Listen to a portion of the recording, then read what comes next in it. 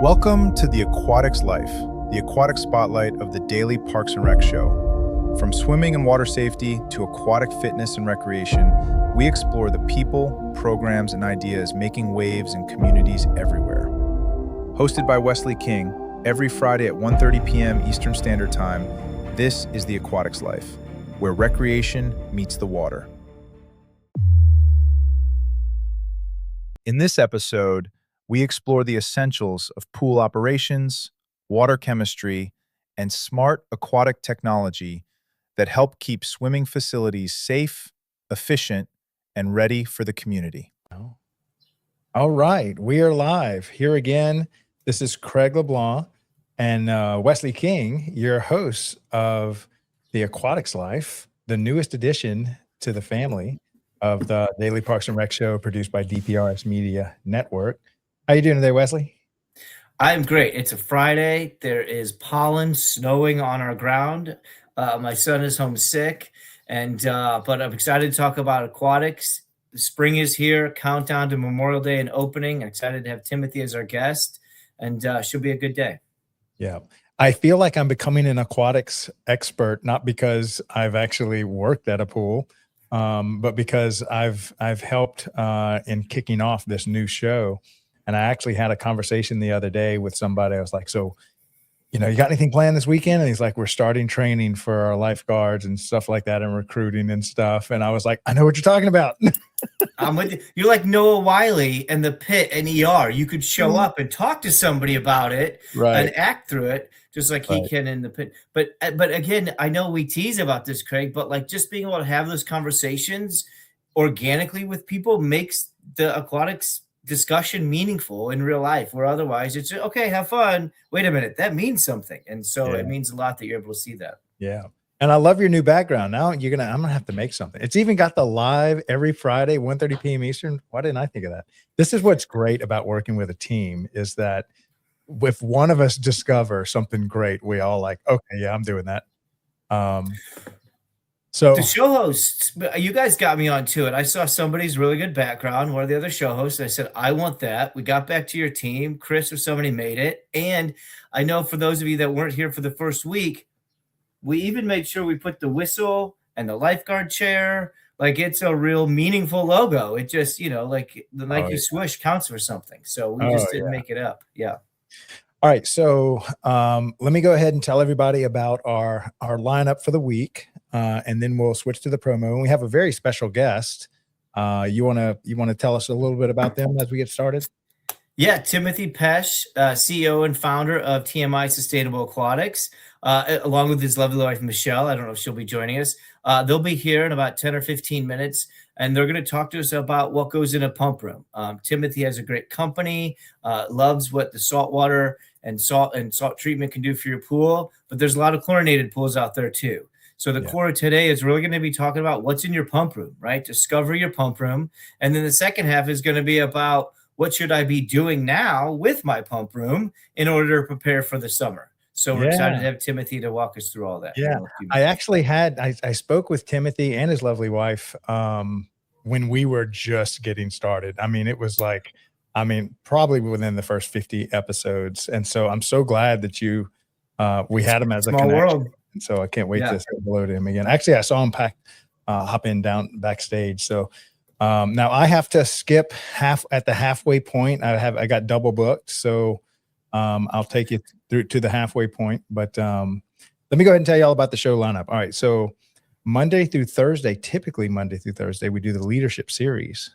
But the legendary Papa John is Jonathan Skinner out of California is helping me to extend that to Fridays. So now it's going to be 5 days a week leadership series where we talk to directors of aquatics, directors, the Parks and Rec, superintendents, just leaders in the community. And that's actually our oldest running show. That was the first show that kicked it all off.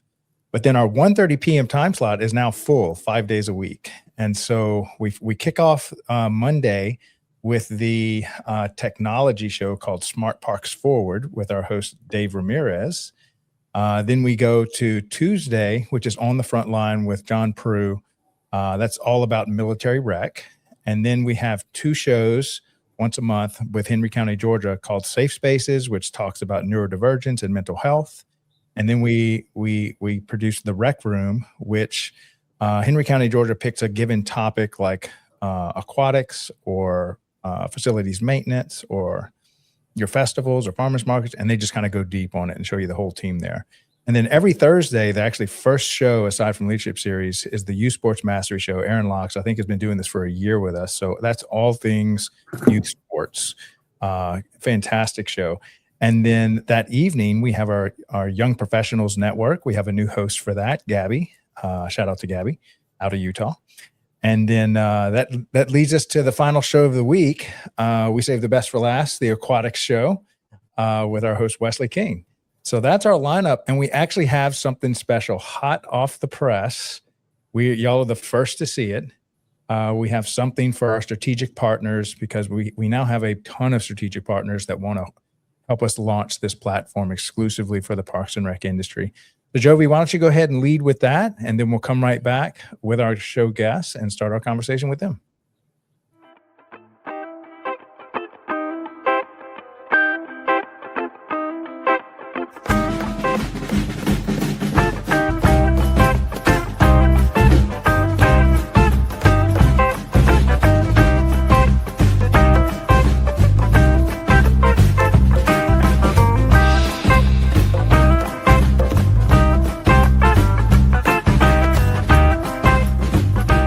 In the parks and recreation industry, attention is limited, but influence is everything. Every day, thousands of parks and recreation professionals make critical decisions. Decisions on infrastructure, programs, technology, and vendors. The question is your brand part of that conversation? DPRS Media Network was built to answer that question. We are a dedicated media ecosystem focused exclusively on the parks and recreation industry in the United States. Through a network of daily and weekly shows, we inform, connect, and influence this audience. Our distribution spans multiple platforms: LinkedIn, Facebook, YouTube, X, Instagram, plus email campaigns, newsletters, podcasts, and live event coverage. This is not a single-channel strategy. It is a multi-platform media engine. Today, our network reaches over 214,000 connections, including 51,000 on LinkedIn, 64,000 on Facebook, nearly 40,000 email subscribers, and thousands more across podcast and social platforms. While some audiences overlap, our true value is not just reach, it is relevance. We speak directly to parks and recreation directors, program managers, and industry leaders, an audience that is highly targeted and actively engaged. Through DPRS Media Network, your brand integrates seamlessly into this ecosystem. Through sponsored show segments, targeted advertisement placements, podcast features, and host-read promotions, even custom branded content. Not as interruptions, but as part of the conversation. And we don't just operate online. We attend over 15 major parks and recreation conventions each year, reaching more than 24,000 professionals in person. Through live shows, interviews, and on-site media coverage, we position our partners at the center of the industry. Every piece of content we produce is amplified across our entire network. Multiple shows, multiple hosts, multiple platforms. Your message doesn't appear once, it multiplies. This is more than advertising. It is strategic positioning within a trusted media network built specifically for the parks and recreation industry. If your goal is to reach decision makers, build credibility, and stay top of mind, then it's time to partner with DPRS Media Network. Apply for partnership or sponsorship today. Let's position your brand where the industry is already paying attention. All right. So there we go. We have our show guest. How are you doing today? I'm doing well, Craig. Long time no talk. I know. When I saw the name of your company, I'm like, wait, that reminds me. It's got to be over a year ago that we spoke, or at least close to it. Close to it, sir. Yeah, yeah, yeah. So excited to have you, Timothy. We've known each other for almost 20 years. And again, for the audience, Timothy is the co-founder and managing director of TMI. TMI is responsible for all the technical aspects of the company while focusing on relationships and pertaining to business partners.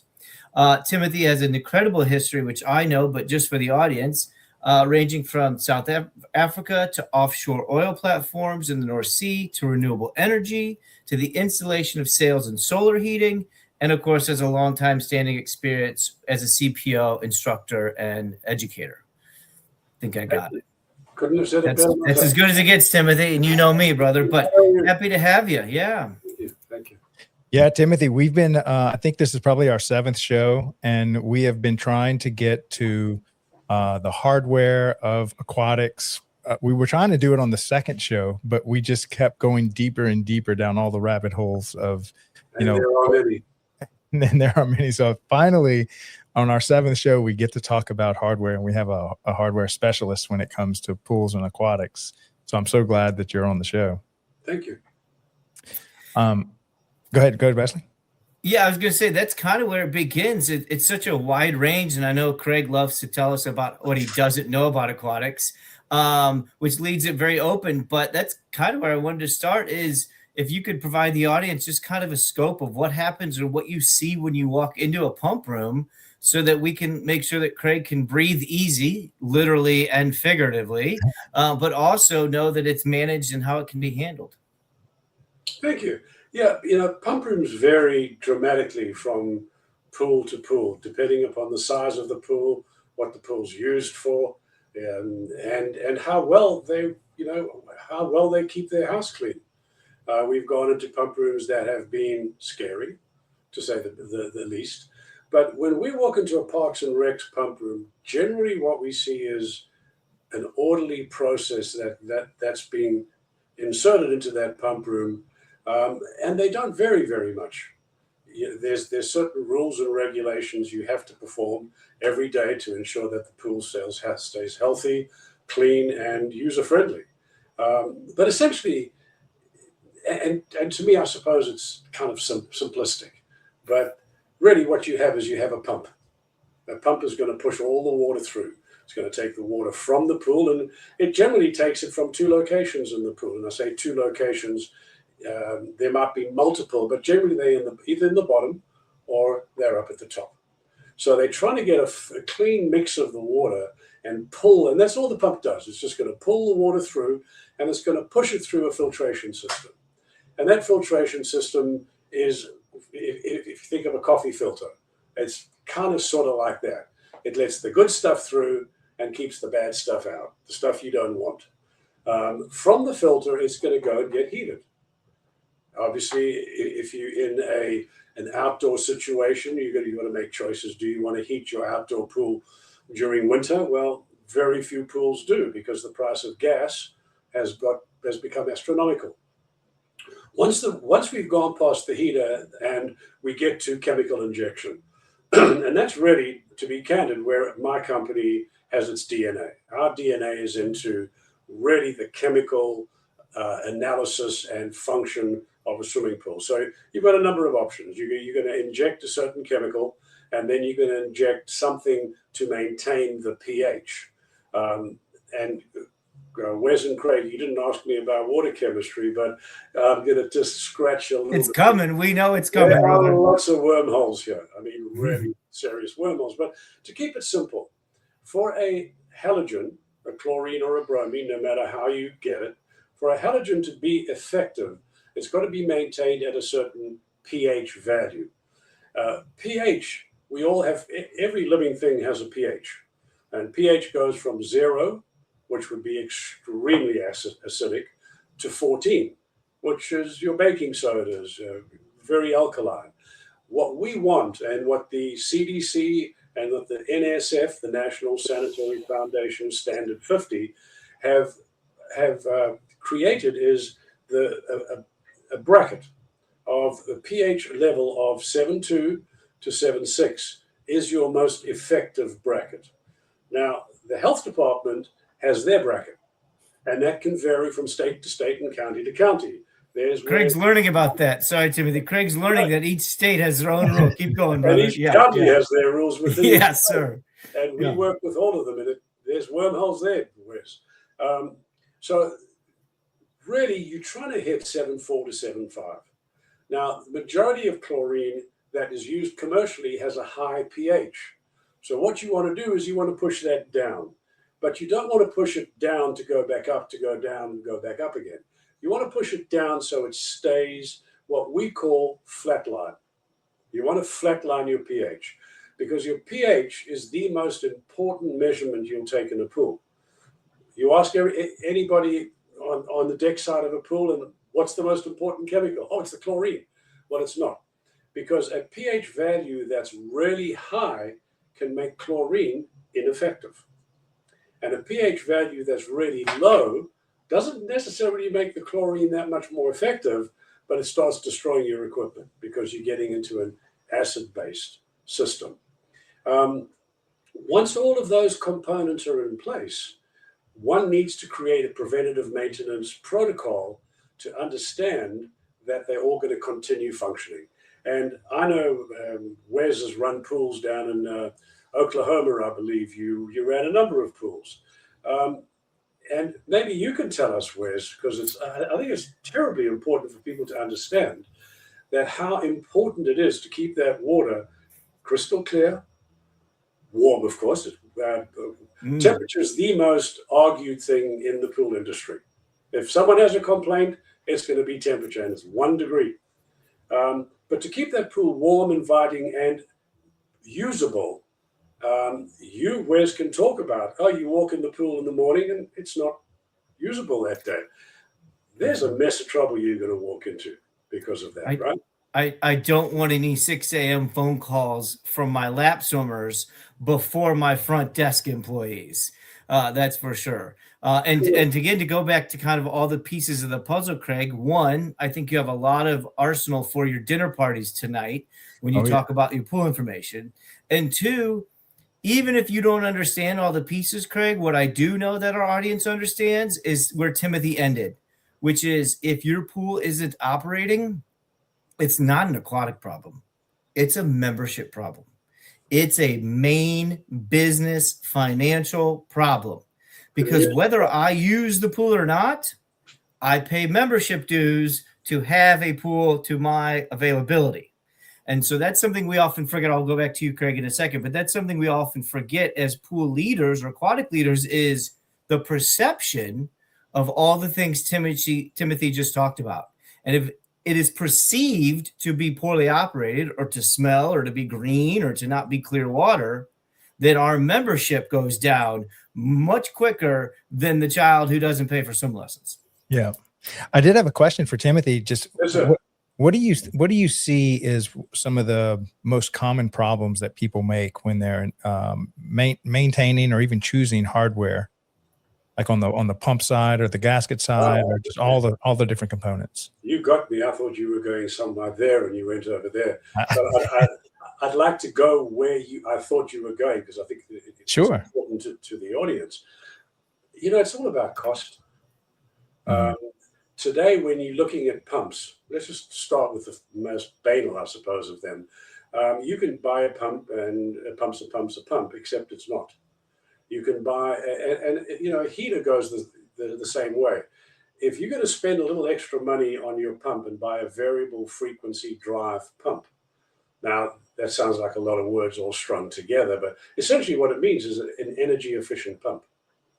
And we all know what's happening to electrical costs in our country. So trying to make those decisions that are long-term decisions that are not only going to affect Wes's core comment about keeping your pool open and running, but are also going to look towards the future as to what's coming. For instance, if I'm in LA or New Mexico and I want to buy a filter, I can choose filters that exhaust a huge amount of water, but they work. They'll function. They'll keep my water fairly clean. But in 5 years' time, when our water problem becomes even more critical, that's not a good filter to have. And that decision could shut your pool down. Mm. So I think the long-term decisions on equipment are not just cost. And that's what we see a lot in our industry. But there's other decisions that you make is, where is my, not only the economy going, but where is the industry going? Am I going to stay current with the industry? What's the industry got to offer? And I would credit both of you gentlemen, because this is such a useful resource for aquatic people to get to know what's coming, because it's not a simple ad. It's not a, they flip over a pool magazine and says, this is what you should buy. This is in depth. This can unpack so many different aspects of pool maintenance and pool operation. We could spend most of our time talking about energy efficiencies in pools. So there's a lot of stuff to unpack, Craig, and I hope I answered your question. Yeah, and so it seems like the biggest bill has got, and I'll show my ignorance here. It seems like the biggest bill would be like the chlorine. Maybe the second one might be just the electricity. Am I right on both of those? And then what are the other bills that I'm not thinking of? You are right on both of those. But also, some of the biggest costs are the ones that people don't attend to. We've got folks who are using a certain chemical that puts in another chemical where you aren't supposed to go above a certain level. Okay, and that's calcium. So they're putting this chemical in. They know that to keep a pool balanced, it's like your body has to be balanced in order to operate, the chemistry within your body. A pool is that way. It's called the Langlia Saturation Index. You need to balance that to provide clear, pristine, and healthy water. So the calcium levels, if they go above a certain point, will create a problem with that balance. We've seen guys tell us quite proudly that they just keep the drain running. Well, how do you keep your calcium level down? Oh, we just turn on the drain and we exhaust 2,000-3,000 gallons of water a day, 365 years a day. Wow. And it's not uncommon that properties do what Timothy's talking about. I fill, I dump, I add, I fill, because we've not thought of a 5-year plan. Go ahead, Timothy. But it's just a daily grind of chemical dumping because they have a system. So yes, Timothy, again, it's, yeah. And that is one of the biggest problems. We introduced a new technology to swimming pools. And this was way back when, my wife would get on the phone and tell them all about this brilliant technology. And the answer we got was, you're not going to touch my pump room. That, there's an attitudinal change that needs to happen. And I'm going to bring someone in to talk just a little bit about what we perceive the future of mechanical pump rooms. Most people don't like pump rooms, they like mechanical rooms. Then they're real. But I'm going to ask David to join us to talk a little bit about what's the potential? Where can you go? How can you get a predictive pump room? But that is one of the most common areas we push up against is, you're not going to change my pump room. The facilities guy is generally male. They've generally been there for a while, and they know how to fix everything with duct tape. On my analogy. What we're finding is there's a new generation coming into pools. And this new generation seems to be, maybe I'm just being optimistic, but they seem to be inquisitive, open to change, concerned that they're in a world of such harsh chemicals. Because a pool functions on a lot of chemicals. And I was with Wes in Snohomish, Washington State, outside of Seattle, talking about safety. And I heard during that build up to that, I did some research on safety. And one of my clients told me one of the most amazingly poignant things I've ever heard about swimming pools. He said, swimming is the only sport that saves lives. And that's quite impactful. Yep. So I went to this course and I heard Wes talk about safety on the deck, and I heard Nicole, I believe, was one of your, I believe she got me out on slot 1. Thanks, Wes. She did, yeah. I owe you one for that. And Nicole talked about safety in children. But, we don't understand and think enough about chemical safety. there's no classes on it. There's a CPO class, which that's why you were there, by the way. Keep going, but yes. Thank you, and I appreciate that. So there's a lot of different wormholes within a mechanical room function, to stay on topic, Craig, that I think can be unpacked. But if you don't mind, unless you've got another question.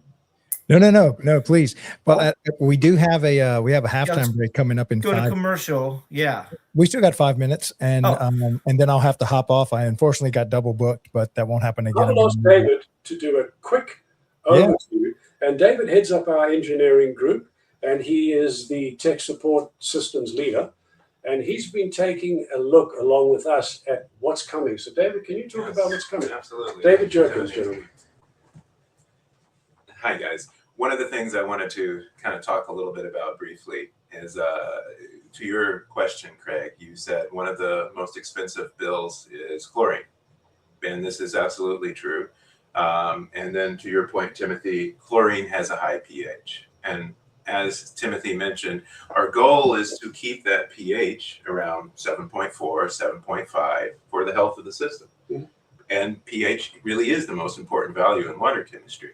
So the industry is currently purchasing chlorine, shipping it in, storing it, adding it to the pool.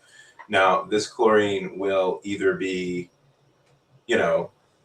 a really high pH, or it'll also be adding calcium to your pool. So one of the things that you want to do is just consider alternatives. And other items in the pump room that we're looking at and focusing on is, you mentioned the younger generation. Yes, well, and where I was going more so was the automation process and the predictive analysis that we see. One of the things that younger generations are also doing is they're using technology more. Yes. So to that point, what we're looking at doing is integrating the entire pump room. So right now you walk into a pump room, and like you said, there's a pump, there's a heater, there's a filter, there's all these disparate parts in a pump room. If you want to check on the health of your pump, you walk into your pump room and you look at the pump. If you want to check on the filter, you come over here and you look at the filter. And it's like that for everything in there. So one of the things we've worked on is integrating all of those into a dashboard, a real-time dashboard. And the example, I've walked into water treatment plants for drinking water, and up on the wall they have a dashboard. They have a monitor that's looking at the overall health of the system, because drinking water is that important. Mm-hmm. We have to, have a real-time dashboard to make sure it's healthy. And I argue that, we have people swimming in this pool who could get sick if we're not on top of it. So I argue we should have the same thing in aquatics. So what we've been doing is integrating all of these parts into a box on the wall that's connected online. So you can look at it on your phone, you can look at it on your laptop, your desktop computer. It can send you notifications to let you know whenever, maybe your pH is not within that range we've discussed. It allows you to, at a glance, take a pulse of the whole pump room, and the pump room will tell you whenever it's, actually having some issues. And I know AI is a buzzword these days, but we know it's coming in aquatics. And one of the things that I've been seeing and looking into is and I actually have customers who do this, by the way. They go on ChatGPT and they go, hey, what should I do for my pool about this? How much, what chemicals should I add because my pH is too low or too high? And, the ChatGPT tells them, oh, you should add soda ash. With no oversight, with no control. And I've had a customer come to me and go, hey, I added the chemical that ChatGPT told me to add, and now my water's cloudy. Sound familiar, Craig? Yep. Yeah. So welcome to week 7 of our show. One of the things that, I'm possibly looking at integrating sometime in the future is an AI bot that knows your pool specifically. It knows the volume of your pool. It knows exactly the make, model, all of the information about all of the equipment in your room, so that if an AI is going to be involved, at least it's going to be informed and can provide better data. Can I just sum up, and I know we're out of time, Craig, but just summing up what David and David dive deeply into this, but what happens in pools, and Wes will attest, is the surprise you get is a surprise. Wow, my pool's down. Wow, I'm losing $4,000 a day. Wow, I've got community members banging on my door because it's their kid's birthday and my pool's not ready. What we're looking at is predictive analysis of the pump room, the mechanical room. So what will happen is pumps, filters, and heaters, and gauges, and vacuums, and that will all talk to this box. We call it Z-Box now. They'll talk to this box, and we're in process of building that. Because if you can know a day, 2 days, a week ahead of your pump beginning to fail, your water beginning to turn, if you can know that, you can solve not just health problems, but you can solve community problems and financial problems. And that's where we're heading. Your refrigerator can tell you when your fruit's going dry and tell you when to reorder, so your pool can do it too. You can absolutely right, Chris. Well, I'm gonna have to hop, but Wesley y'all are in good hands. Obviously, probably better hands than me for the back half of the show. But during our halftime break, we're gonna thank Outdoor Link and the National Academy of Athletics, 2 of our earliest sponsors. And then when we come back, you'll have Wesley and Timothy to continue the conversation. And I don't see how we're going to fit all this in one episode. So we're going to have you back on to talk even more about pools. But Craig, thank you so much. Thank y'all for coming on the show today. Bye-bye. Bye. And then Jova, you're going to run the commercial, yes? In today's parks and recreation industry, communication, safety, and efficiency go hand in hand. That's where Outdoor Link comes in, delivering smart technology that empowers city departments and community planners to do more, smarter. Outdoor Link's platform connects and automates everything that keeps your parks running smoothly, from lighting and locks to signage, water features, Wi-Fi, and digital advertising. Control and schedule park lights for safety and energy savings. Remotely manage facility access. Coordinate fountains and splash pads. Provide public connectivity.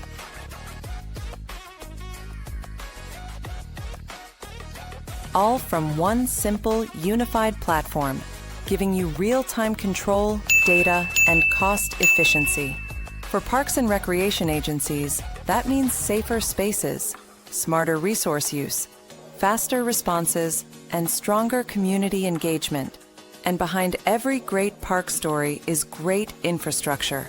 That's why Outdoor Link proudly supports DPRS Media Company, helping the Daily Parks and Rec Show amplify the voices of professionals shaping our communities every day. Outdoor Link, smart, connected solutions for parks, recreation, and beyond.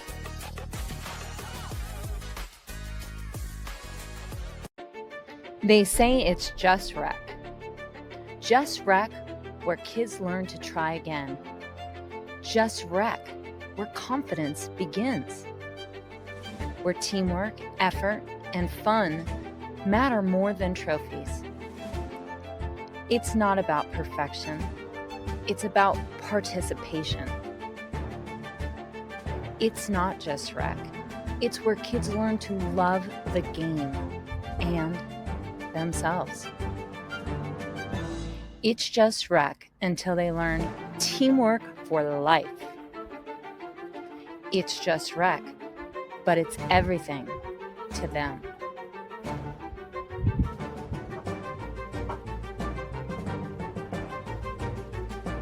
It's more than rec. It's a movement. It's just rec until you realize it's shaping the next generation. Together, we're not just running programs, we're building a culture of confidence, connection, and community. Join us. All right, I'll bounce. I got enough to do today. All right, we are back. Thank you. And thank you for that great advertisement. And again, thank you to Outdoor Link and Timothy for being here. Shout out to my man, Jose Gallagher. I know you're watching. I appreciate you. We'll get you on here one day too. And so, Timothy, it was great understanding the direction and understanding how to have conversations with our leadership about what we need in the future. But if we take our step back, you and I have had a lot of conversations in the aquatic industry too, is the normalization of what's happening. We've always joked about, I walk into a hotel and I know there's a pool because I can smell chlorine. I walk into the front of the office building and I know there's a pool because there's chlorine. That has just become a way of life. Have you tell us about that? I mean, that's not right? Well, actually, it reminds me of listening to Ronald Reagan talk about if he walks into the Christmas, where all the Christmas presents, and he sees a big pile of poop, he knows he's got a horse for Christmas. You know, that's good news, right? In this case, it's not, though. In this case, it's not. Well, that smell of chlorine and the sort of lackadaisical way people handle chlorine or think about chlorine is quite scary. From I've seen pool operators back in the day actually put chlorine into a pool by hand. You know, put their dump hands it in, throw it in. He did make one smart move. He made sure he was upwind. But that smell of chlorine used to be sort of considered as, well, at least I know they're using chlorine, so it's got to be healthy.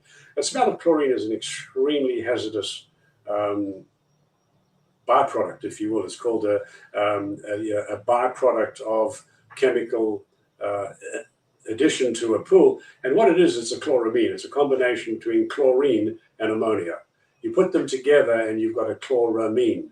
And that actually destroys all metals in your building, anything it touches. It will also give you, it'll eat the nasal hairs in your nose. You hang around with a guy who's been in pools for a while, and he says, I can't smell chlorine. Well, you can't smell anything. So yes, it's dangerous. And sadly, it lingers, it's heavier than air, so it lingers on the top of the surface of a pool. So when you're swimming, you smell the heaviest.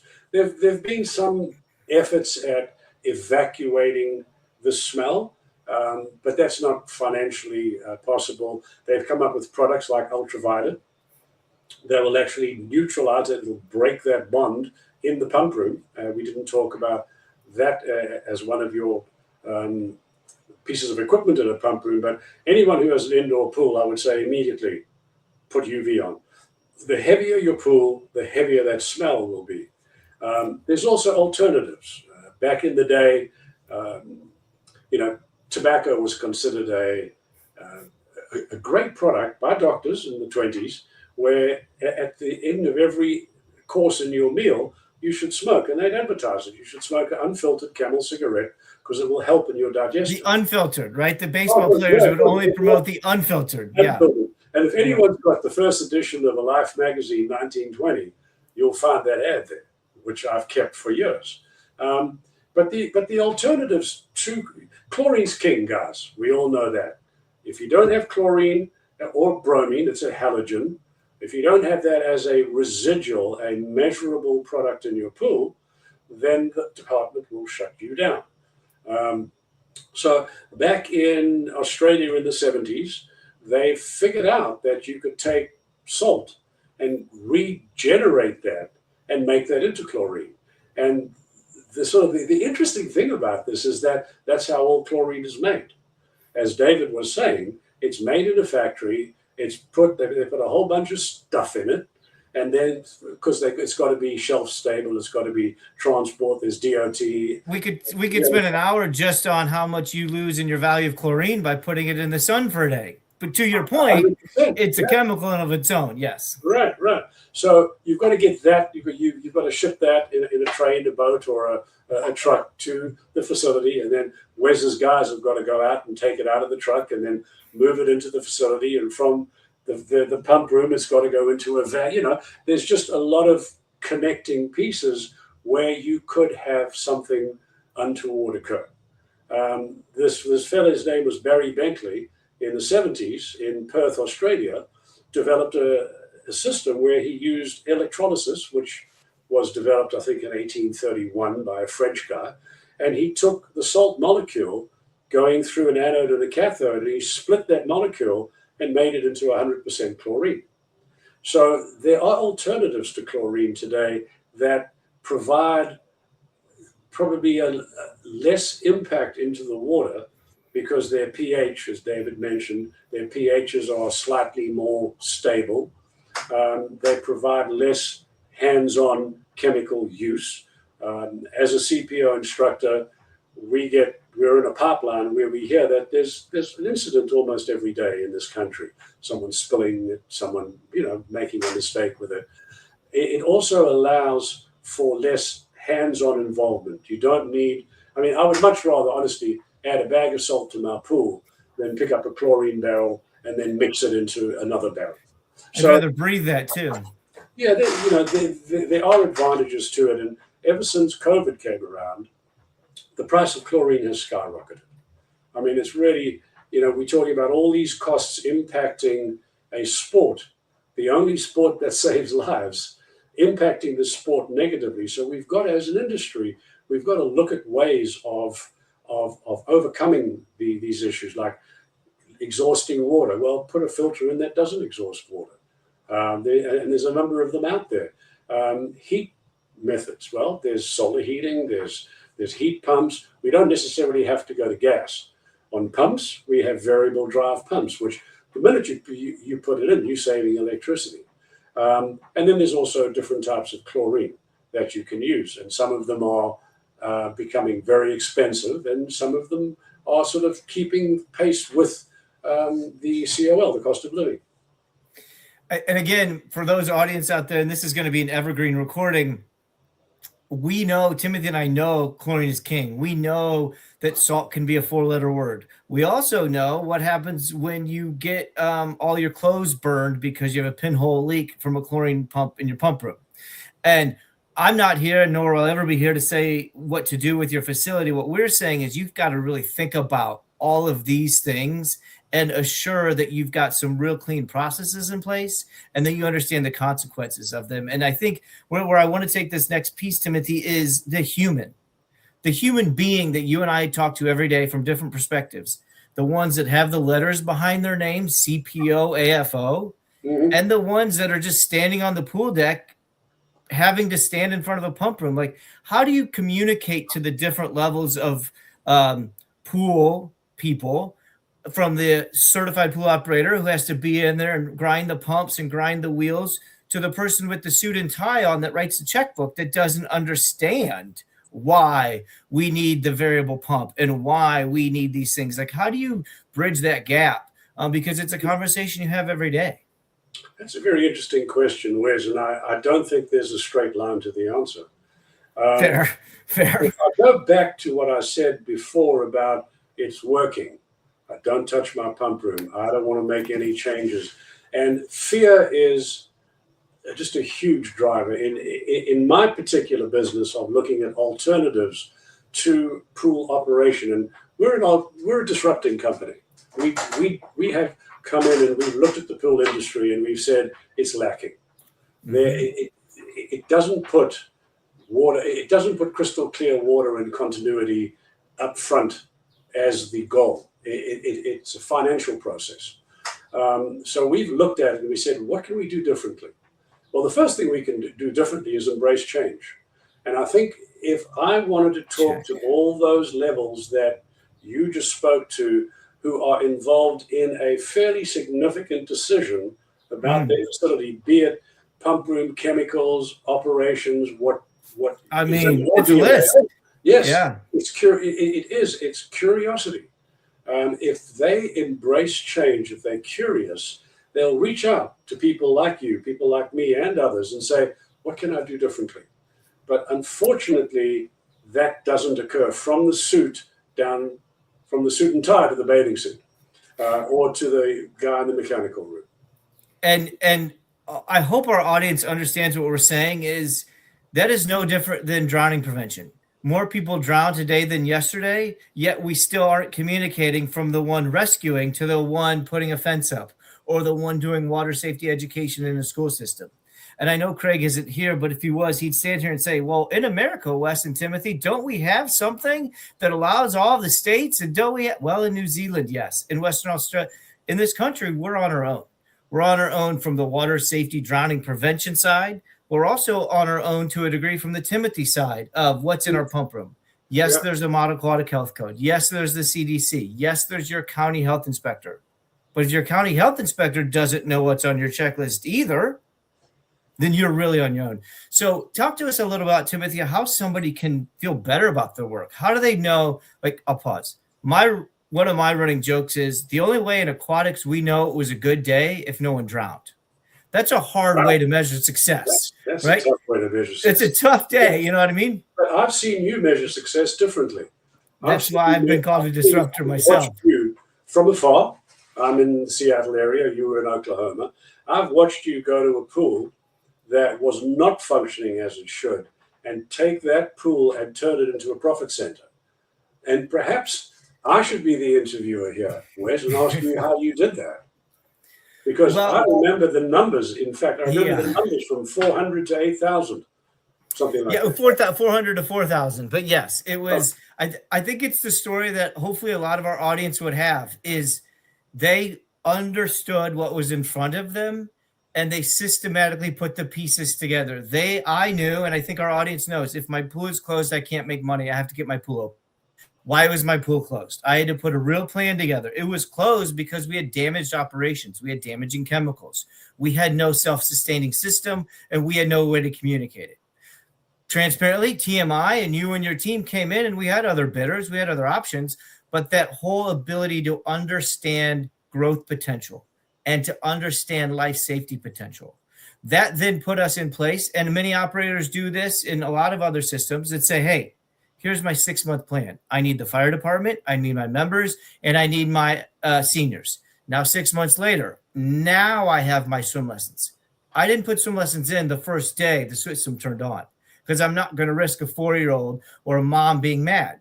And so we had a real plan. Now that I had my families, then we put it into rocket fuel. So yeah, within 18 months of having a new a self-reporting operating system that we could manage, we went from $400 a month in aquatic revenue to $4,000 gross revenue in 18 months. But as importantly, Wes, what you had crystal clear water every day. That we could promote, that we could market, that we could.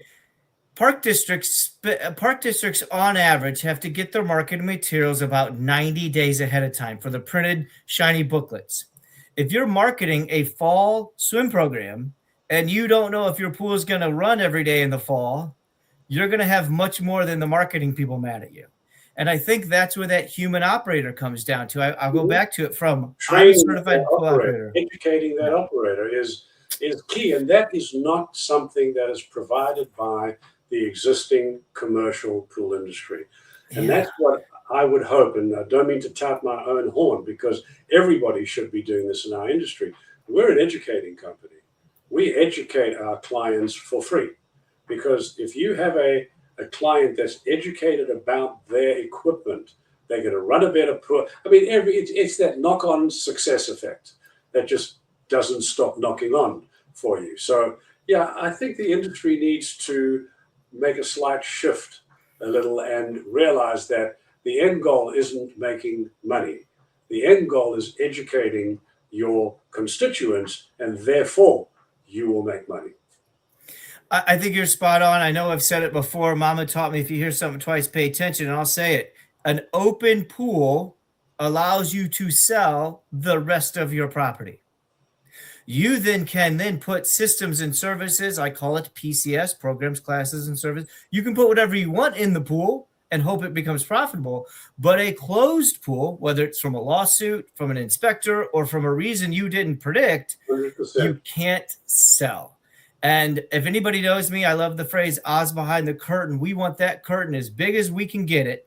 And we want to be able to promote all the things we can.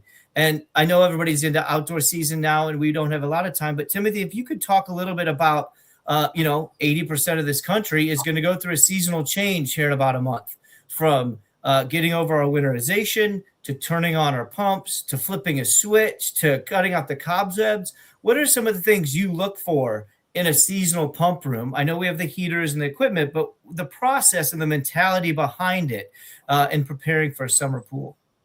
Well, interesting.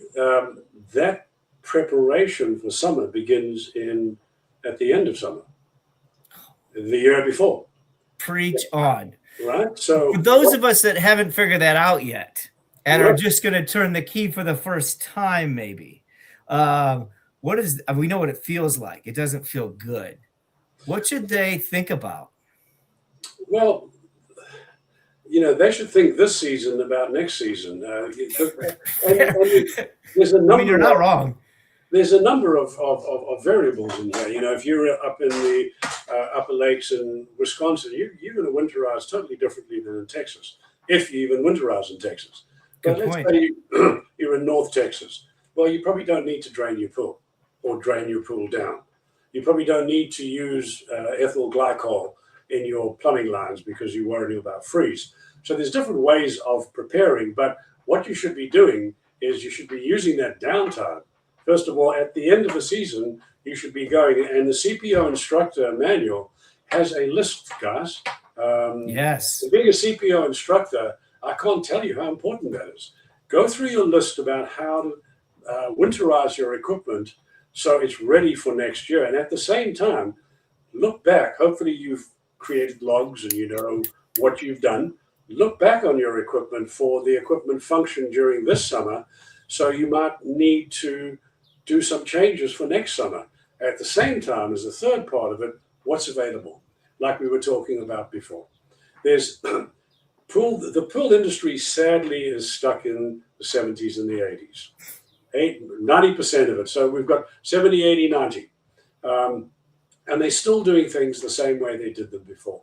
Look into new technologies. Look, why are you taking your readings by hand? Why are you writing them on a water-soaked log and then putting it somewhere you can't remember? Today, you can do all of this electronically, and it can be accurate. Most readings taken in pools are done colorimetrically. I think it's that much. We haven't even talked about what if you were going to do a silhouette of a pool chemical tester? It's the silhouette. It's not the Michael Jordan jump man. We haven't even. Yes, please take the 2 minutes. Yes. As we get older, we lose our sense of color just a little bit, and these are all colorimetric. Well, 90% of them are. So then you take that colorimetric reading and you go to a $10 to $12 to $15,000 microprocessor and you tell it what it should be thinking. We all know garbage in, garbage out. Back in the day when we first got on a computer.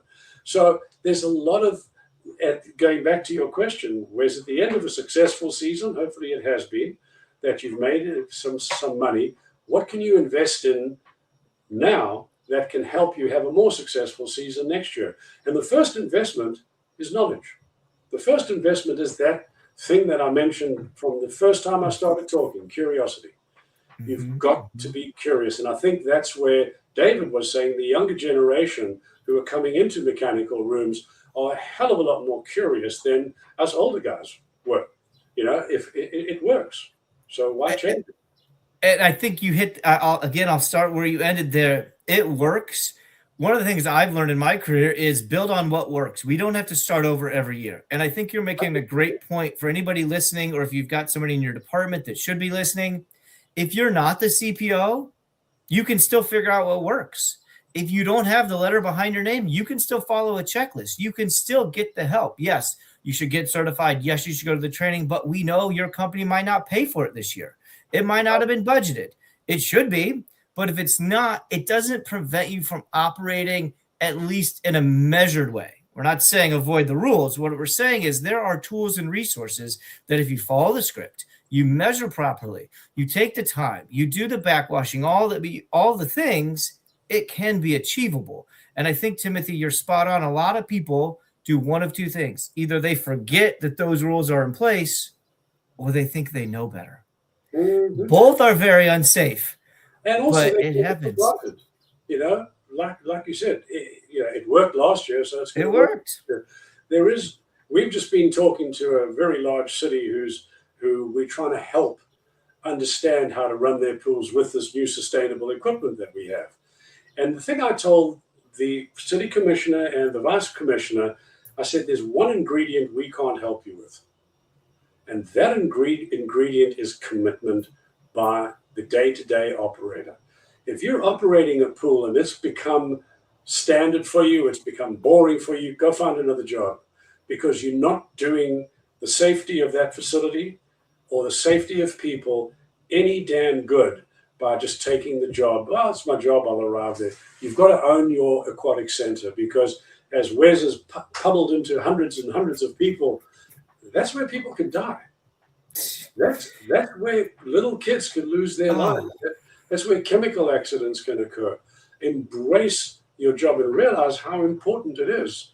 If we teach one kid to swim, we know one kid won't drown. You're first of all, again, our friend Kevin from Seattle. I have to say that you speak the same language, but the word commitment, I think, is so important.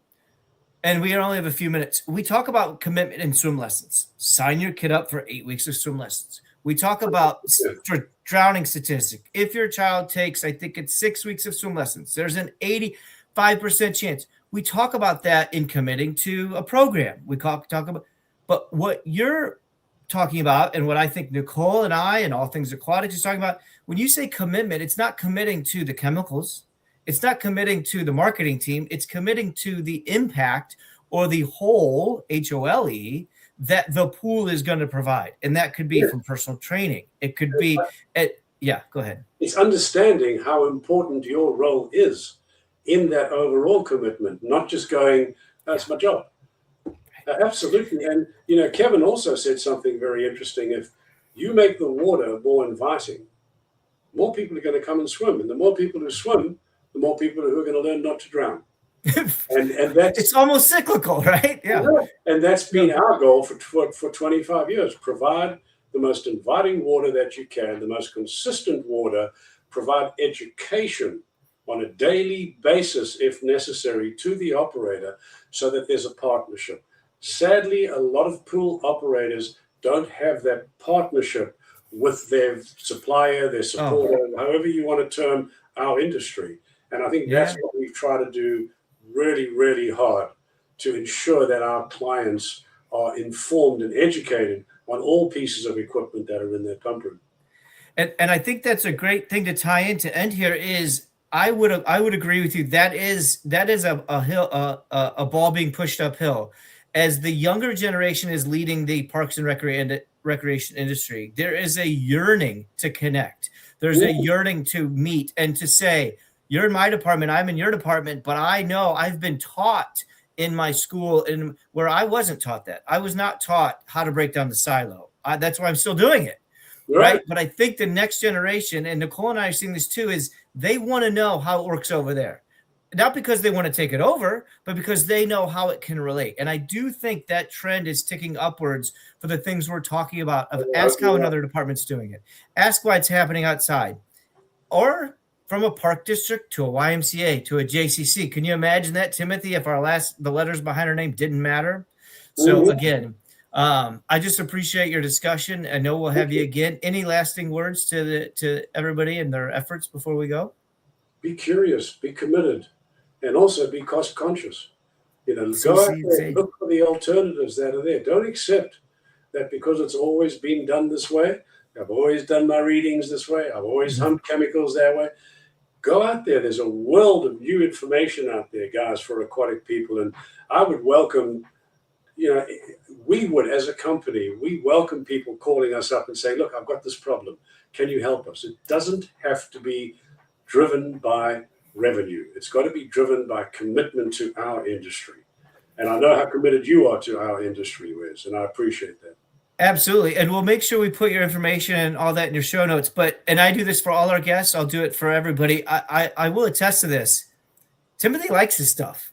Timothy enjoys these conversations. There's nothing dumb or silly or that you can call him, hey, I'm really embarrassed. Great, let's figure it out. And I say this about all our guests, but that's why you're here, because of who you are and how you operate. But in all seriousness, pick up the phone and reach out to him. He really does love to talk about this stuff and share with you how you can improve. So it's been great having you, Timothy. Great seeing you last month. And thank you, Jovi. And everybody have a great summer, great season, and we'll see you next Friday. Yeah, enjoy the weekend. Bye-bye. Thanks, everybody.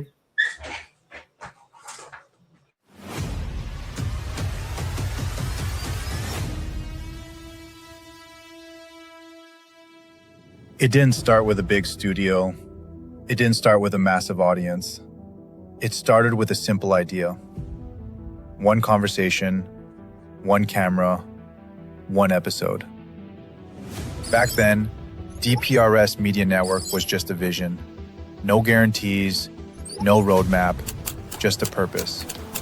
To tell stories that mattered. Stories from the Parks and Recreation community. Stories of leadership, passion, impact, and the people making a difference every single day. Episode by episode, that vision began to grow.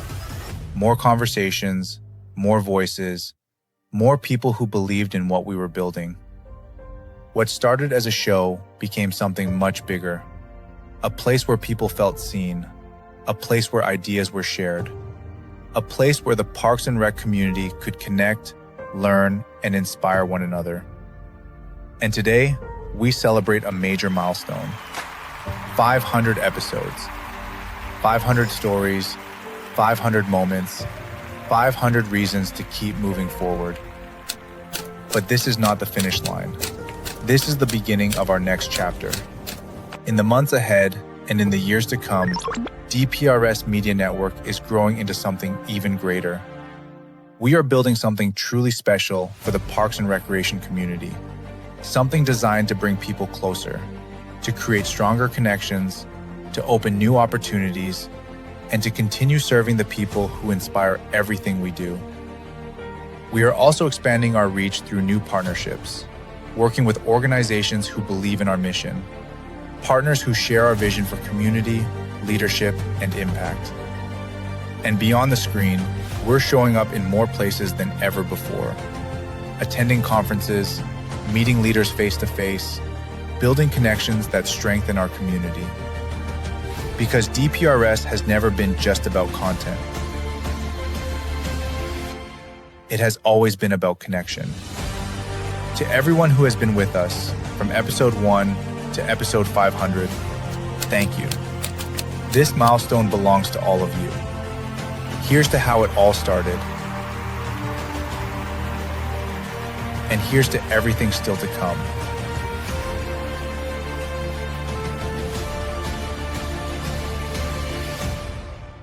The future of DPRS Media Network starts now.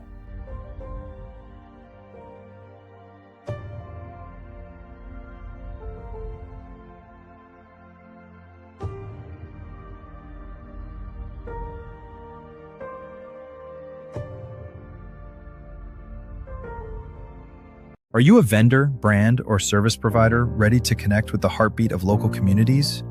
At DPRS Media Co., we tell the stories shaping parks and recreation across America. Through podcasts, live streams, videos, and newsletters, we reach frontline leaders, city directors, and decision makers every single week. From youth sports and facilities to programming and policy, our audience is your audience. Sponsoring or partnering with DPRS Media Co. puts your brand in front of the professionals who build, budget, and buy for their communities. Launching a new product, growing your presence in public spaces, targeting cities, counties, or departments, DPRS is your trusted media partner. Whether you're in software, turf, aquatics, robotics, smart cities, or special events, partnering with DPRS puts your brand in the story. With commercials, interviews, social campaigns, newsletters, and live shows, we're your media team. Partner with us and grow your impact in the $200 billion parks and rec industry. DPRS Media Co. Stories that move parks and rec forward. Your audience is here. Let's meet them.